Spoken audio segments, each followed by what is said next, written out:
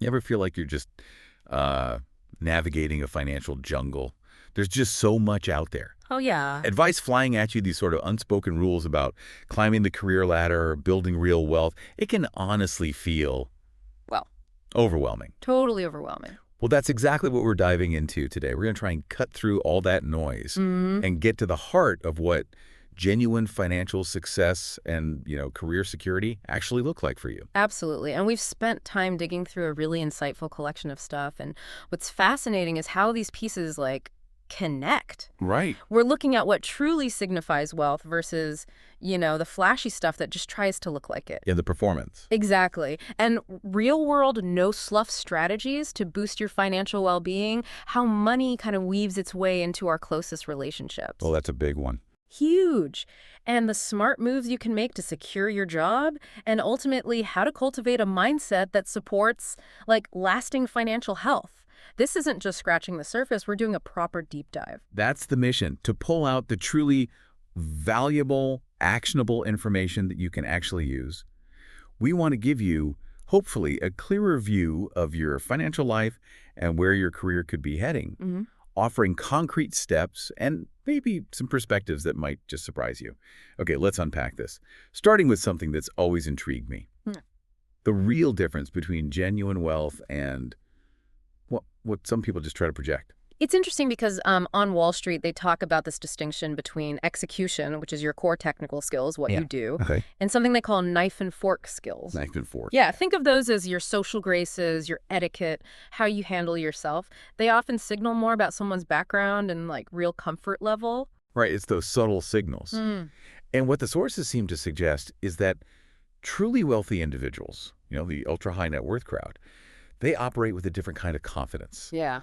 They're almost described as apex predators, Mm. totally secure, zero need to show off. Imagine someone in a really high-end restaurant, dressed super simply, but then leaves a really substantial quiet tip. Precisely. It's that quiet self-assurance. It speaks volumes, doesn't it? It really does. And it's a stark contrast to what's often labeled wannabe wealth. Uh-huh. Here you see the loud designer logos, sometimes really unreasonable demands on service staff, and ironically, often less generous tipping. Hmm. It's as if the energy is all focused on the outward appearance rather than that inner comfort that comes with true financial security. Ultimately, this isn't about the car you drive, right? It's about the freedom and security you actually feel. And it even spills over into conversations, doesn't it? The material highlights how those trying to appear wealthy tend to boast about possessions. The latest trendy thing, a fancy car. Yep. Always the things. But genuinely wealthy individuals. Mhm. They often discuss experiences, unique travel, really specific local recommendations, Mhm. things that show access, time, a certain level of lived That's experience. such a key differentiator. It's the Yeah. difference between talking about having stuff and talking about doing things, having access to a broader world. Right. So, thinking about you listening, this suggests that true wealth isn't really about those outward displays, but more about an internal sense of security and the ability to experience life, meaningfully. Now, let's maybe shift gears and talk about some practical strategies you can use to improve your own financial health.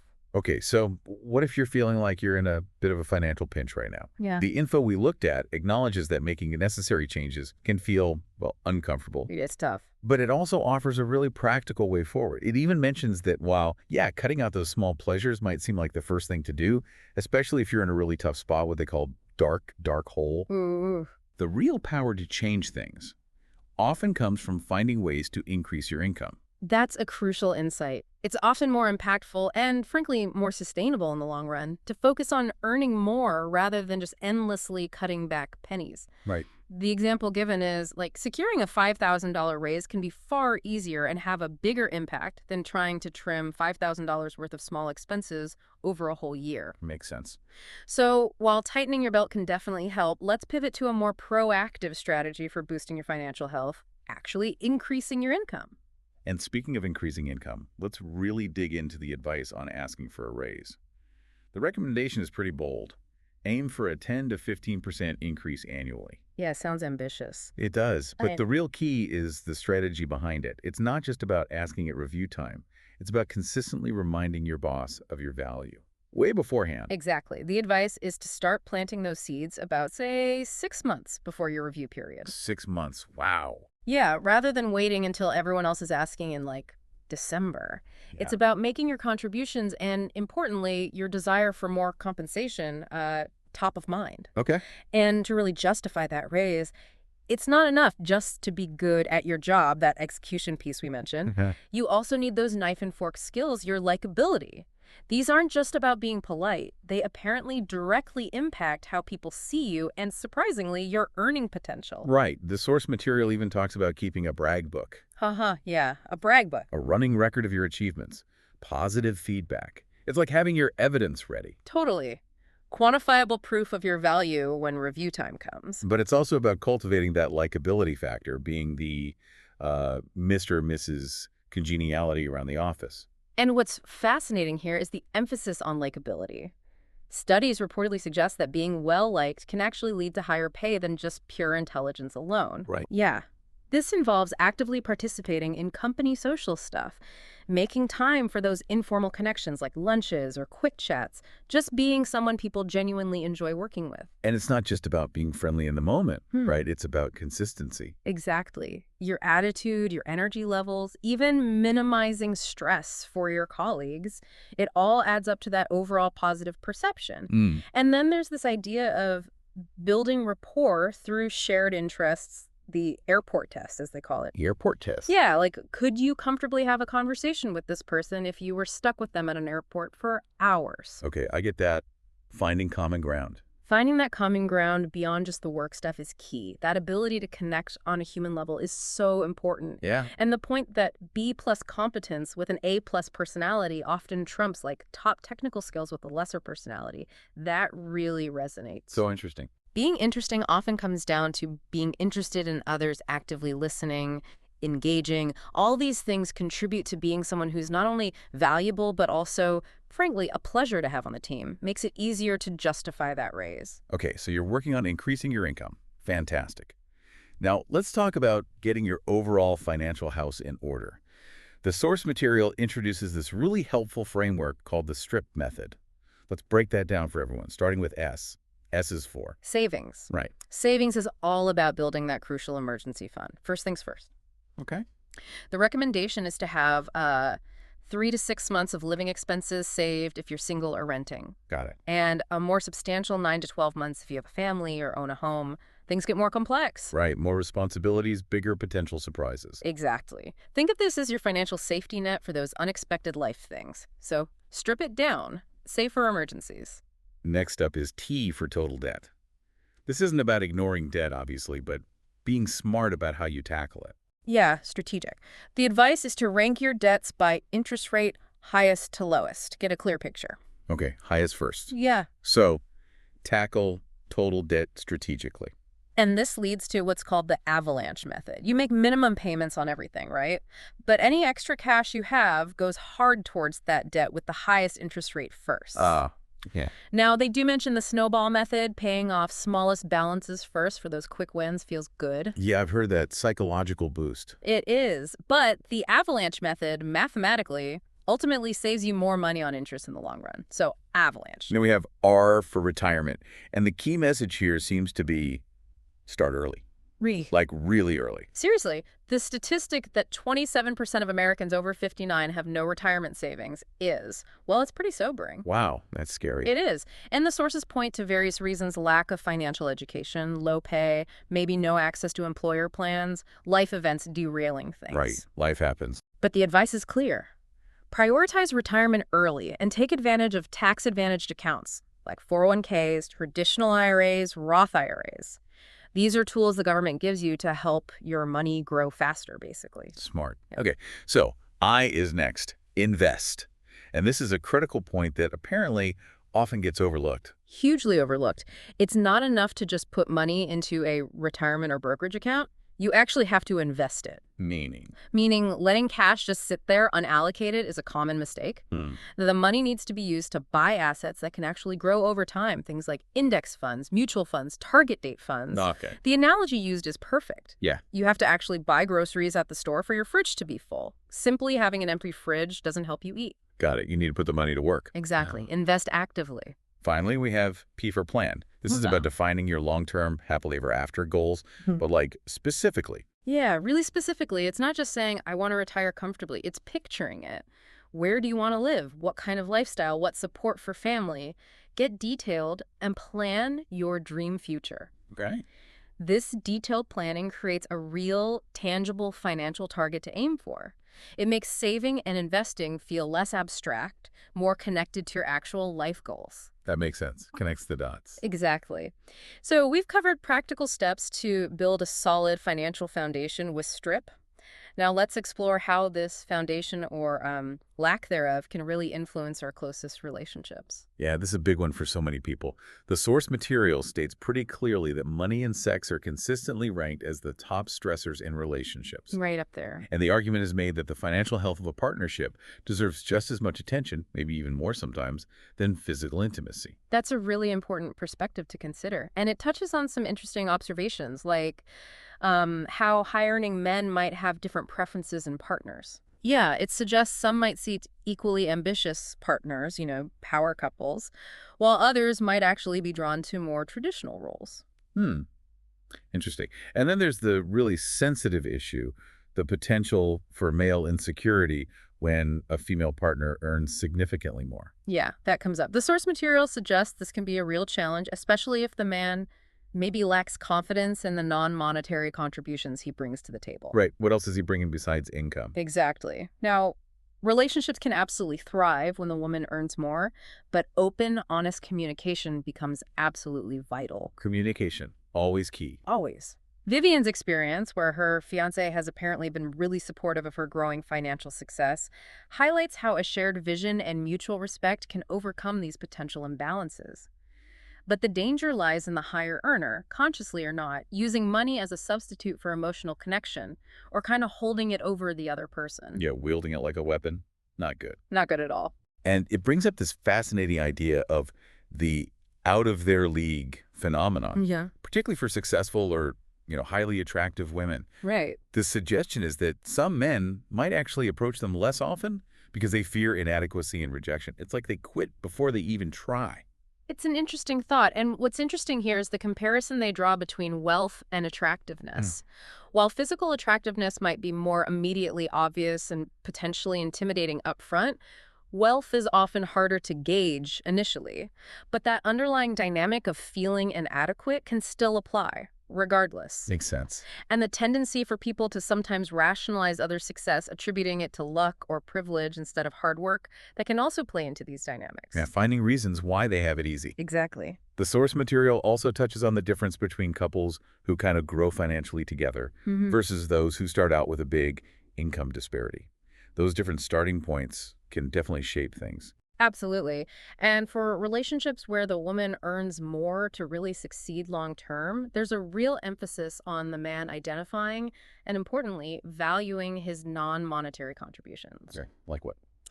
Well, anything from providing crucial emotional support, managing the household logistics, being the primary caregiver for kids, or even just taking on the mental load of planning and organizing family life. Right, all that invisible labor. Exactly. The source gives examples of relationships where this works really well because those contributions are genuinely recognized and appreciated by both partners. Ultimately, while society often links respect, maybe subconsciously, to income, Yeah, it does tend to. the source material suggests it doesn't have to be the only measure of value within a relationship, but it does acknowledge that the initial dynamics, when partners first meet and are figuring things out, can certainly be influenced by those income differences. It's complex. Now, let's broaden our view a bit and talk about the financial future and the kind of mindset we need to cultivate to navigate it successfully. So looking ahead, what are some key principles for building long-term financial security for yourself? The source material really emphasizes diversification. Yes, diversification is crucial. Spreading your risk. This includes having that emergency fund we talked about that's foundational. Got it. Then, investing broadly in the stock market, often through things like index funds. Think of it like owning tiny pieces of lots of different companies. Okay, not putting all your eggs in one basket. Exactly. And also considering bonds, maybe real estate, whether you own property directly or invest through funds. It just helps mitigate risk. If one area tanks, hopefully others balance it out. Right. And then there's the cautionary tale about the keeping up with the Kardashians effect, Mhm. this constant stream of aspirational lifestyles on social media that we all see. Oh, yeah. It fuels what's described as the Delulu trend, this kind of disconnect between unrealistic expectations, often driven by social media, and sustainable, realistic spending. Delulu, like Yeah. delusion. Pretty much, yeah. And the source warns that this kind of mindset can lead to a pretty painful come-to-Jesus moment when reality inevitably bites back. Ouch. Yeah, debt catches up. Always does. There's also a really direct piece of advice aimed specifically at women who might be, perhaps unconsciously, relying primarily on their looks. Mm-hmm. It's described pretty bluntly as a depreciating asset. Wow, Blunt is right. And the emphasis is strongly on the need for self-sufficiency, developing skills, building a career, having your own financial resources. The stories mentioned of women facing real financial vulnerability after divorce really hammered this point home. It's a powerful reminder, isn't it, that long-term security really comes from within, from building a solid foundation of skills and financial independence. Now, let's move on to a topic that, while sometimes maybe uncomfortable to talk about, is incredibly important for protecting yourself: prenuptial agreements. Yes, prenups. The source material is a surprisingly strong advocate for them, especially, it seems, for women. The reasoning is actually quite straightforward, isn't it? Exactly. The core point is this. If you don't create your own prenuptial agreement, you essentially already have one. It's just dictated by your state's divorce laws. Ah, I never thought of it that way. Yeah. You get the default state prenup. Pretty much. So the argument is it's much better to proactively define the terms of how assets would be divided while the relationship is strong, while both people are thinking clearly and, hopefully, fairly. And it's important to maybe reframe the conversation around prenups. They're not necessarily a sign of negativity or distrust. Right. It's often positioned more like insurance for your marriage. Insurance, okay. That's a good analogy. And they can also be used to ensure fair compensation for all contributions to the marriage, including those really important non-monetary ones we discussed, like managing a household or taking a career hit to raise kids. Right, valuing that unpaid work. Precisely. So for those listening who might be considering marriage, when's the right time to even bring up the topic of a prenup? The advice is maybe not on the first date. Haha. Probably not the first date. No, the advice is generally to wait until after you've already had some regular, open financial discussions. It shouldn't be the very first serious money talk you have. Okay, build up to it. Yeah.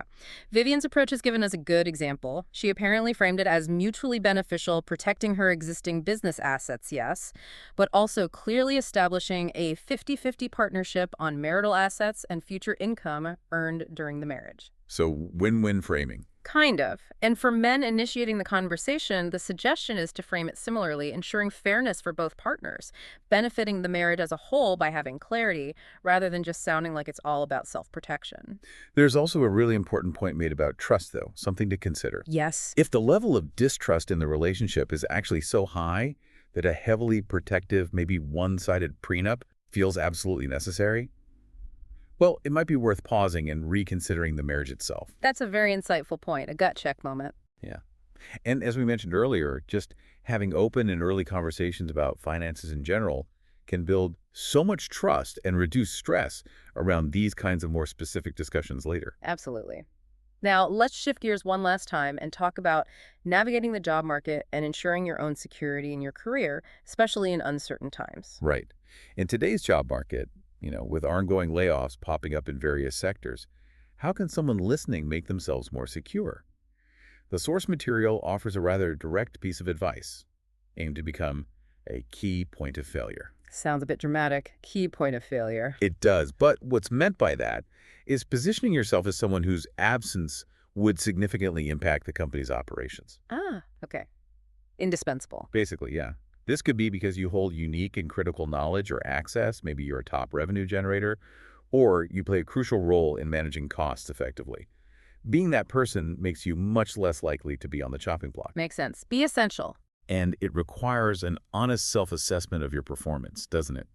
The source material suggests that just coasting, doing the bare minimum, that significantly increases your risk, especially now that companies seem to be scrutinizing budgets more closely.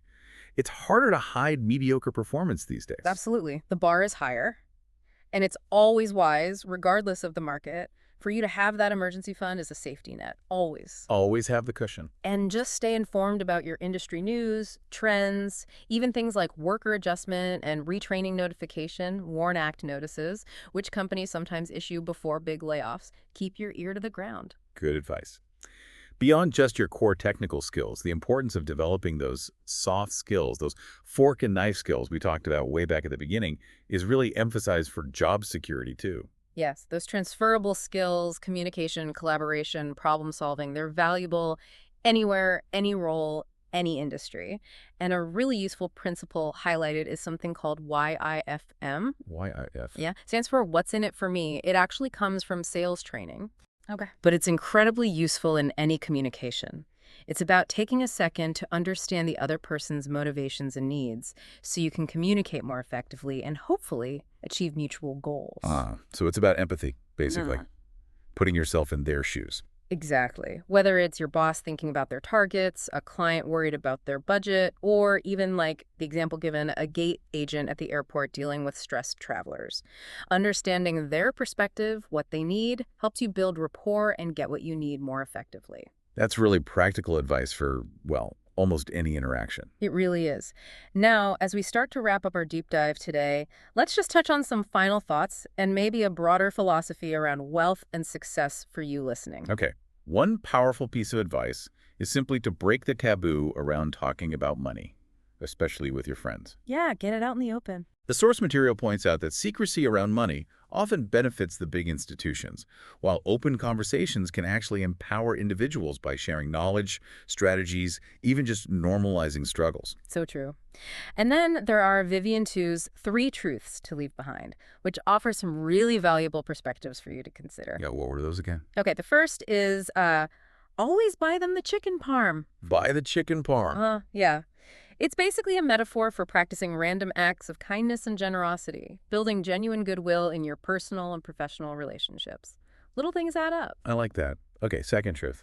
Second is to know yourself and your worth. Especially, it's noted for women. It's about avoiding those scarcity mindsets, that feeling like someone else's success diminishes yours, recognizing there's space for everyone to succeed. Abundance mindset. Exactly. And the final truth is, don't kill the golden goose. Don't kill the goose. It's a reminder to appreciate the present blessings in your life. Don't sacrifice your current well-being, your health, your relationships solely in pursuit of some future gain.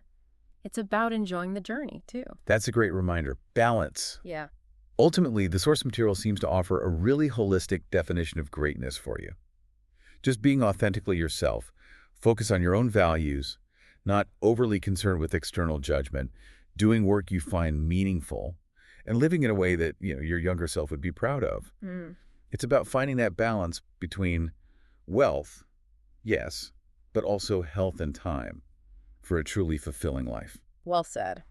So as we conclude this deep dive for you, maybe remember just a few key takeaways. Real wealth often whispers, while that wannabe wealth tends to shout. Consistently reminding your boss of your value and aiming for those regular raises can seriously improve your financial trajectory over time. Right. Don't underestimate the importance of valuing non-monetary contributions in your relationships. It's huge. Make sure your money isn't just sitting idle in accounts. It needs to be actively invested to grow. Put it to work. And finally, just opening up conversations about money, even if it feels a bit weird at first, can be incredibly empowering for you and the people around you.